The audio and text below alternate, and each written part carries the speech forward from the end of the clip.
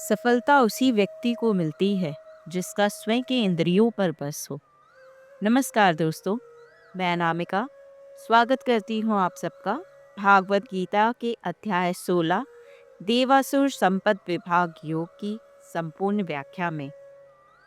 इस अध्याय में श्री कृष्ण मनुष्यों में दैवीय और असुरी दो प्रकार की प्रकृति का वर्णन करते हैं। दैवीय गुण धार्मिक ग्रंथों के उपदेशों के अनुसरण, सत्व गुण को पोषित करने और आध्यात्मिक अभ्यास द्वारा मन को शुद्ध करने से विकसित होता है। ये दैवीय संपत्ति में वृद्धि की ओर अग्रसर करते हैं और अंततः भागवत प्राप्ति के लक्ष्य तक पहुंचाते हैं। इसके विपरीत संसार में असुरी प्रवृत्ति भी पाई जाती है, जो मोह अर्थात आसक्ति और अज्ञानता के गुणों की संगति से होती है तथा भौतिक विचारों को अंगीकार करने से विकसित होती है। यह किसी व्यक्ति के व्यक्तित्व के प्रतिकूल लक्षणों का पोषण करती है और अंततः आत्मा को नरकीय अस्तित्वों में ढकेलती है। यह अध्याय दिव्य प्रकृति के दैवी गुणों से संपन्न पुण्य आत्माओं के निरूपण से प्रारंभ होता है। यहाँ श्री कृष्ण दैवीय प्रकृति के 26 गुणों का वर्णन करते हैं। ये गुण हैं वर्तमान और भविष्य के दुखों की चिंता से मुक्त होने की अवस्था अर्थात निर्भयता, मन की शुद्धि या आंतरिक शुद्धिकरण की स्थिति है।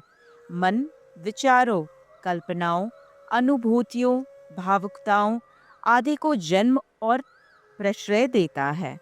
मोह के कारण भौतिक पदार्थों के प्रति आसक्ति और अज्ञानता मन को दूषित करती है, जबकि भगवान में प्रीति मन को शुद्ध करती है। आध्यात्मिक ज्ञान में दृढ़ता, जब मनुष्य यह विस्मृत कर देता है कि क्या उचित है और क्या अनुचित, तब वह पशु बन जाता है। इसलिए आध्यात्मिक सिद्धांतों के प्रति दृढ़ता पूर्वक जागरूक रहने के सदाचार के पथ का निर्माण करना चाहिए। मनुष्य को अपने इंद्रियों पर संयम रखना चाहिए। इंद्रियों पर संयम अति आवश्यक है। मन को सांसारिक मोह में डालने में इंद्रियां कुख्यात रूप से कुशल होती हैं। अपने वैदिक कर्तव्यों और सामाजिक दायित्वों का पालन करना अर्थात यज्ञपरायणता, पवित्र ग्रंथों का अध्ययन, दिव्य गुणों को विकसित करने का महत्वपूर्ण दृष्टिकोण शास्त्रों के उन्नत ज्ञान द्वारा बुद्धि को पोषित करना है। तपस्या, जो कि शरीर, मन और बुद्धि को शुद्ध और अनुशासित करने का मार्ग है। अहिंसा, इसका तात्पर्य अन्य लोगों के प्रगतिशील जीवन में विचारों, वाणी और कर्मों द्वारा बाधा ना पहुंचाना। स्पष्टवादिता और सत्यता को अपनाना चाहिए। क्रोध मुक्त होना, क्रोध प्रकट करना भौतिक मन का विकार है। यह तब उत्पन्न होता है जब सुख की कामनाओं की पूर्ति में बाधा उत्पन्न होती है और परिस्थितियां हमारी अपेक्षाओं और कल्पनाओं के अनुकूल नहीं होती। विरक्ति भाव को विकसित कर और भगवान की इच्छा के सम्मुख समर्पण करने से कोई भी क्रोध को वश में कर सकता है। जीवन में त्याग का भाव रखना, शांति प्रियता में बाह्य परिस्थितियों की आकुलता के बावजूद आंतरिक संतुलन बनाए रखने की क्षमता होती है। दूसरों में दोषारोपण से बचना और सभी जीवों के प्रति करुणा भाव रखना। लोभ से मुक्ति, जो हमें आंतरिक शांति की ओर ले जाती है। और भद्रता अर्थात दूसरों के प्रति प्रेम पूर्वक व्यवहार करना। लज्जा अर्थात आत्मग्लानि का बोध होना। अस्थिरहीनता अर्थात सत्य के पथ पर सफलता मार्ग में आने वाली विपदाओं के बावजूद लक्ष्य को बिना विचलित हुए अनुशीलन करने से मिलती है। शक्ति, क्षमता और सहनशीलता अन्य लोगों के अपराधों को बिना किसी प्रतिशोध की भावना से सहन करने की क्षमता। धैर्य और शुद्धता बनाए रखना। दूसरों के प्रति शत्रुता का भाव न रखना। घमंड रहित होना। दोस्तों, आगे श्री कृष्ण अब आसुरी प्रकृति से युक्त लोगों के 6 लक्षणों की व्याख्या करते हैं। श्री कृष्ण कहते हैं, हे पार्थ, पाखंड, दंभ, अभिमान, क्रोध, निष्ठुरता और अज्ञानता आसुरी प्रकृति वाले लोगों के गुण हैं। आसुरी गुण वालों का स्वभाव अहंकार से परिपूर्ण और दूसरों के प्रति अशिष्ट होता है। वे अपनी शारीरिक विशेषताओं और उपाधियों जैसे धन, शिक्षा, सौंदर्य, पद प्रतिष्ठा आदि पर घमंड और गर्व करते हैं। मन पर नियंत्रण न होने के कारण वे क्रोधित हो जाते हैं। काम वासना और लालच के कारण कुंठाग्रस्त रहते हैं। वे निर्दयी और कठोर होते हैं तथा दूसरों के साथ दुखों को बांटने में संवेदनशील नहीं होते। उन्हें आध्यात्मिक सिद्धांतों का ज्ञान नहीं होता और वे अधर्म को धर्म मानते हैं। दैवीय गुण मुक्ति की ओर ले जाते हैं, जबकि आसुरी गुण निरंतर बंधन के नियति का कारण होते हैं। श्री कृष्ण ने कहा, हे अर्जुन, शोक मत करो, क्योंकि तुम दैवीय गुणों के साथ जन्मे हो। 2 प्रकार की प्रवृत्तियों का वर्णन करने के पश्चात अब श्री कृष्ण दोनों के परिणामों को व्यक्त करते हैं। वे कहते हैं, आसुरी गुण मनुष्यों को जीवन और मृत्यु रूपी संसार की बेड़ियों में जकड़ लेते हैं, जबकि दैवीय गुणों को पोषित करने से माया के बंधनों को काटने में सहायता मिलती है। आध्यात्मिक मार्ग पर सफलतापूर्वक चलने और अंतकर इसका अनुसरण करने के लिए साधक के लिए कई बिंदुओं पर ध्यान रखना आवश्यक होता है। इसलिए हमें अपने भक्तिपूर्ण प्रयासों के अंग के रूप में श्री कृष्ण द्वारा इस अध्याय के वर्णित दैवीय गुणों को अपने भीतर विकसित करने के लिए निरंतर कार्यरत रहना होगा और आसुरी गुणों का त्याग करना होगा। दोस्तों, सभी जीव आत्माएं अपने पूर्व जन्म की प्रवृत्तियों को अपने साथ ढोए रहती है। वे जिन्होंने पूर्व जन्मों में सद्गुणों को पोषित किया और सराहनीय कार्य संपन्न किए, वे तदनुसार दैवीय गुणों के साथ जन्म लेते हैं, जबकि जो पिछले जन्मों में पापमय कार्यों में लिप्त रहते हैं और जिन्होंने अपने मन को अपवित्र रखा, वे वर्तमान जीवन में भी उसी प्रकार की प्रवृत्ति पाते हैं। दोस्तों, दैवीय और असुरी गुण इस वर्ण कर्म की 2 चरम सीमाएं हैं। मनुष्यों में दैवीय और आसुरी लक्षणों का मिश्रण होता है। यह कहा जाता है कि सतयुग में देवता और राक्षस अलग अलग लोकों में रहते थे। त्रेता युग में वे एक ही लोक पर रहते थे और द्वापर युग में वे एक ही परिवार में रहते थे तथा कलयुग में ईश्वरीय और आसुरी गुणों के साथ मनुष्यों के हृदय में रहते हैं। मानव जीवन की यही दुविधा है दोस्तों, जहाँ एक ओर उन्नत आत्मा उसे ऊपर उठाकर भगवान की ओर आकृष्ट करती है, वहीं दूसरी ओर अवनत आत्मा उसे पतन की ओर ले जाती है। दैवीय गुणों की व्याख्या करने के पश्चात श्री कृष्ण अब निकृष्ट गुणों का विस्तार पूर्वक वर्णन करेंगे, ताकि इनकी सही पहचान करके हम इनसे दूर रह सकें। वे जो आसुरी गुणों से युक्त होते हैं, वह यह समझ नहीं पाते कि उचित और अनुचित कर्म क्या है। इसलिए उनमें न तो पवित्रता, ना ही सदाचरण और ना ही सत्यता पाई जाती है। आगे श्री कृष्ण ऐसे लोगों के प्रमुख विचारों का वर्णन करेंगे। वे कहते हैं, संसार परम सत्य से रहित और आधारहीन है तथा यह भगवान रहित है, जो इसका सृष्टा और नियामक है। आसुरी स्वभाव वाले लोग अधिकृत सत्ताओं की आशाओं और आचरण नियमों का पालन नहीं करते, जो कि भगवान में विश्वास करने का स्वाभाविक सिद्धांत है। इसके विपरीत वे इस मत का प्रचार करते हैं कि कोई भगवान नहीं है और संसार में नैतिक व्यवस्था का कोई आधार नहीं है। उनका मानना है कि ये संसार विपरीत लिंगों से उत्पन्न होता है और काम इच्छा के अतिरिक्त इसका कोई अन्य कारण नहीं है। इस प्रकार आश्रय मनोवृत्ति वाले व्यक्ति भोग विलास, कामुकतापूर्ण जीवन में लिप्त रहने को मानव जीवन के उद्देश्य के रूप में देखते हैं।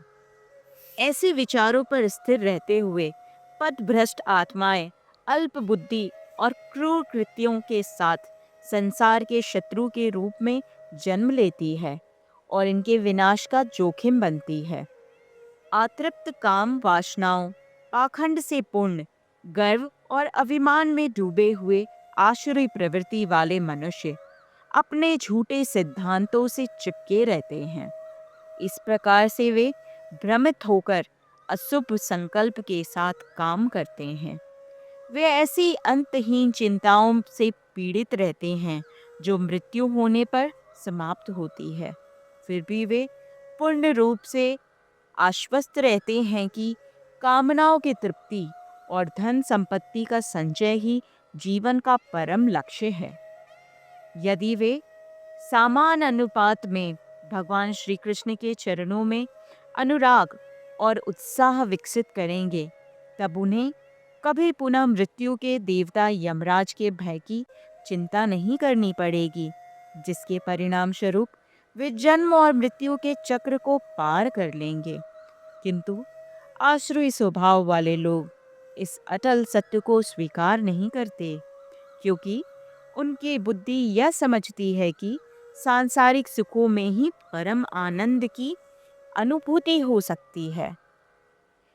वे ये नहीं देख सकते कि मृत्यु धैर्य पूर्वक उन्हें दयनीय नियति में धकेलने और भावी जन्मों में और अधिक कष्टों में डालने की प्रतीक्षा कर रही है। सैकड़ों कामनाओं के बंधनों में पड़कर, काम वासना और क्रोध से प्रेरित होकर वे अवैध ढंग से धन संग्रह करने में जुटे रहते हैं। यह सब वे इंद्रिय तृप्ति के लिए करते हैं। आश्रय व्यक्ति सोचता है, मैंने आज इतनी संपत्ति प्राप्त कर ली है और मैं इससे अपनी कामनाओं की पूर्ति कर सकूंगा। यह सब मेरी है और कल मेरे पास इससे भी अधिक धन होगा। मैंने अपने उस शत्रु का नाश कर दिया है और मैं अन्य शत्रुओं का भी विनाश करूंगा। मैं स्वयं भगवान के समान हूँ। मैं भोक्ता हूँ, मैं शक्तिशाली हूँ, मैं सुखी हूँ, मैं धनाढ्य हूँ और मेरे सगे संबंधी भी कुलीन वर्ग से हैं। मेरे बराबर कौन है? मैं देवताओं को प्रसन्न करने के लिए यज्ञ करूंगा, दान करूंगा, मैं सुखों का भोग करूंगा। इस प्रकार से वे अज्ञानता के कारण मोह से ग्रस्त रहते हैं। अहंकार के प्रभाव से लोगों की पहचान अपने मन के साथ होती है और वे अपने व्यर्थ के दोहराए हुए विचारों के साँचे में सीमित हो जाते हैं।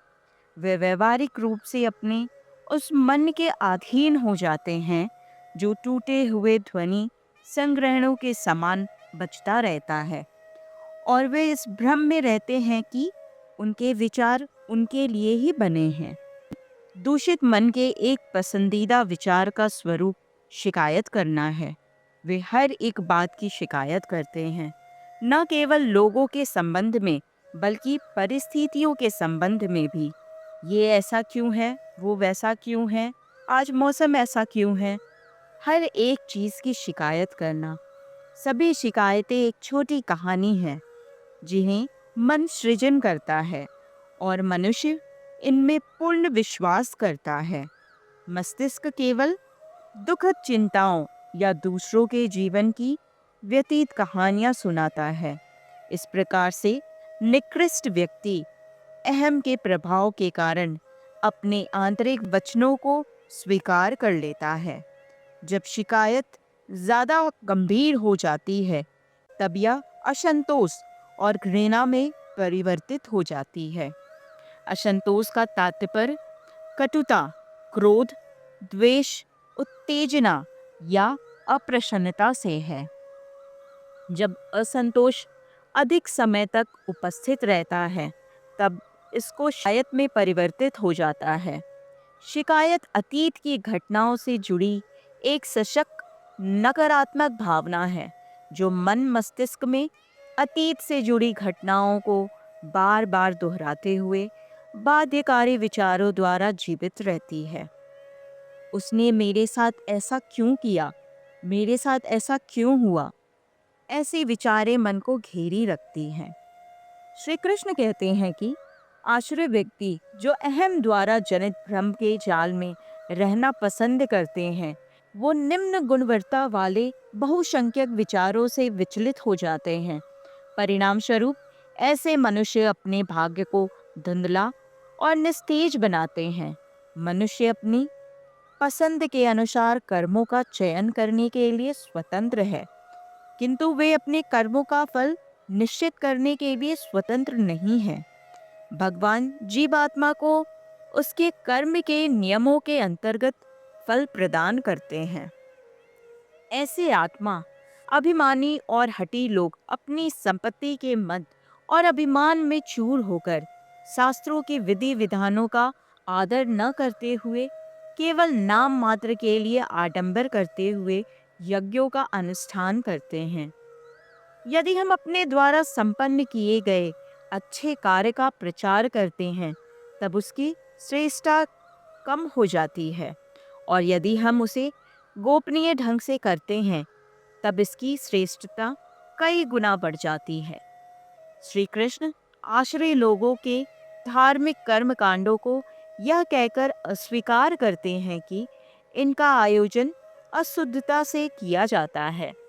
वे अहंकार, शक्ति, दंभ, कामना और क्रोध में से अंधे असुर मनुष्य अपने जीवन के भीतर और अन्य लोगों के शरीरों के भीतर मेरी उपस्थिति की निंदा करते हैं।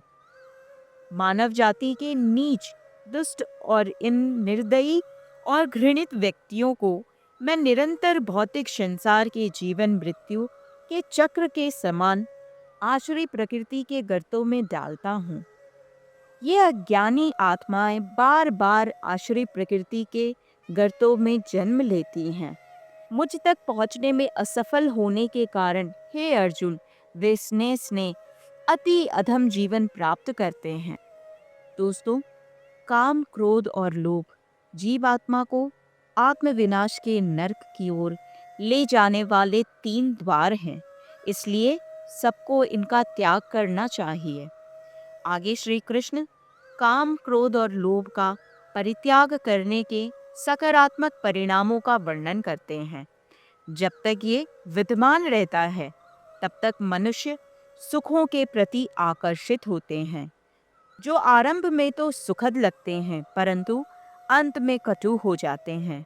लेकिन जब भौतिक लालसाएं क्षीण होती है, तब बुद्धि मोह के प्रकृति गुण से मुक्त हो जाती है और वह प्रेम के मार्ग का अनुसरण करने के निकट दृष्टि को समझने लगती है।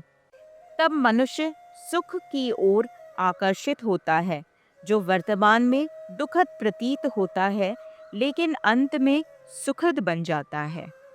जो लोग सुख के मार्ग की ओर आकर्षित होते हैं, उनके लिए ज्ञान का मार्ग प्रशस्त हो जाता है। वे अपनी आत्मा के आंतरिक कल्याण की चेष्टा आरंभ करते हैं, जिससे कि ये परम लक्ष्य की ओर अग्रसर होते हैं। वे जो इच्छाओं के आवेग के अंतर्गत कर्म करते हैं और शास्त्रों के विधि निषेधों को ठुकराते हैं, वे जो इच्छाओं के आवेग के अंतर्गत कर्म करते हैं और शास्त्रों के विधि निषेधों को ठुकराते हैं, वे न तो पूर्णता प्राप्त करते हैं और ना ही जीवन में परम लक्ष्य की प्राप्ति करते हैं। अब श्री कृष्ण इस अध्याय के उपदेशों के अंतिम निष्कर्ष को चित्रित करते हैं। दैवीय और आश्रय प्रवृत्ति के बीच के अंतर की तुलना करते हुए वे स्पष्ट करते हैं कि आश्रय प्रवृत्ति किस प्रकार से नरकीय जीवन की ओर ले जाती है। इस प्रकार से वे सिद्ध करते हैं कि शास्त्रों के विधि निषेधों को ठुकराने से कुछ भी प्राप्त नहीं किया जा सकता। अब वे यह कहते हुए इस बिंदु को समझाते हैं कि किसी भी कर्म के औचित्यता या उसकी हीनता को याद करने का पूर्ण अधिकार वैदिक शास्त्रों को माना जाता है। कभी कभी अच्छी धारणा वाले लोग भी कहते हैं कि मैं विधि नियमों का पालन नहीं करता, मैं अपने मन की इच्छा के अनुसार कर्म करता हूँ। यह बहुत अच्छा है कि मन का अनुसरण किया जाए, लेकिन वे ये कैसे सुनिश्चित कर सकते हैं कि उनका मन उन्हें पथ भ्रष्ट नहीं कर रहा है। जैसे कि कहावत है, नर्क का मार्ग शुभ विचारों से प्रशस्त होता है। अक्सर अशुभ कर्म जो भ्रम के कारण मन को शुभ प्रतीत होते हैं, हमारे लिए नर्क का मार्ग तैयार करता है। भूत, वर्तमान और से संबंधित किसी सिद्धांतों की प्रामाणिकता वेदों के आधार पर स्थापित होनी चाहिए। इसलिए श्री कृष्ण अर्जुन को शास्त्रों की शिक्षाओं को समझने और उसी अनुसार कर्म करने का उपदेश देते हुए अपने कथनों का समापन करते हैं। तो ये थी दोस्तों भागवत गीता अध्याय 16 देवासुर संपद विभाग योग की संपूर्ण व्याख्या। उम्मीद है दोस्तों आपको ये व्याख्या जरूर पसंद आएगी। आपका सपोर्ट मुझे मोटिवेशन देता है ताकि मैं इस तरह के ज्ञानवर्धक वीडियोस बनाती रहूं। तो दोस्तों आप मेरे चैनल को लाइक एंड सब्सक्राइब करना ना भूलिएगा। और हाँ दोस्तों, अगर इस व्याख्या में मुझसे किसी प्रकार की कोई त्रुटि रह गई हो, कुछ कमी रह गई हो, तो मैं क्षमा प्रार्थी हूँ। धन्यवाद दोस्तों। फिर मुलाकात होगी अगले अध्याय की व्याख्या के साथ। धन्यवाद। राधे राधे।